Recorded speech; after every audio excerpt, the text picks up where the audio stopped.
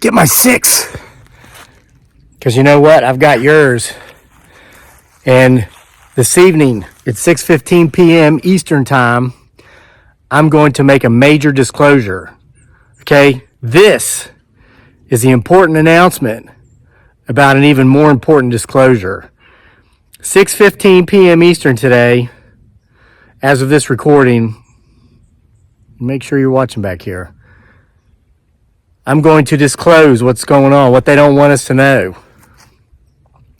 Food shortages, extended droughts, gas prices, inflation, recession. You know what they don't want us to know? Tune in tonight at 6:15 and I'll tell you.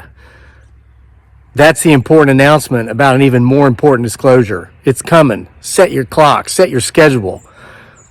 Now that I have you here, may as well keep you for another minute. I'm going to let you know that True Hauntings Volume 3 is now available on Amazon in print and Kindle. Yeah, I saw that too. Keep watching. Print and Kindle on Amazon. Links in the description box below. I want to thank everybody who submitted stories for that publication. If you've got a story that you'd like to see in a future publication, future volume of True Haunting, submit it to the channel. The email address is crazylake@mail.com. crazylake@mail.com. There's a log splitter under there. That's what that is. That isn't one of those blanket monsters. We had some rain, so I covered it up. So listen, informed you about the announcement, informed you about volumes 3 out. I'm going to tell you a quick story since you're here as well. One that's, you'll get the extended version in True Hauntings Volume 3. We have expanded our areas of influence here in the last couple of months away from YouTube. We're involved with some other social media type stuff going on, and we have therefore gained contact with many more people. And while in conversation with one such person recently, I heard one of the most amazing stories. I'm going to share the short version with you now. This is a person who never believed in any of the type of stuff that is talked about in the True Hauntings series. Ghosts, paranormal, supernatural, cryptids, UFOs, alien abductions. But she shared an experience with me, and I'll share it with you here briefly. Try to keep this under 3.5, 4 minutes. That really opened her mind to the possibilities that things may be out there that can't be explained. She is a clerk for the United States Postal Service.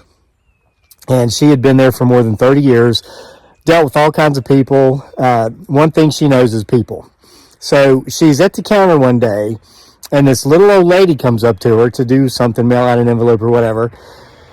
And the lady slides a business card across the counter to her. And she says, you know, I'm a psychic or a medium. I think that's the term she used. I'm a medium, and you've got something attached to you.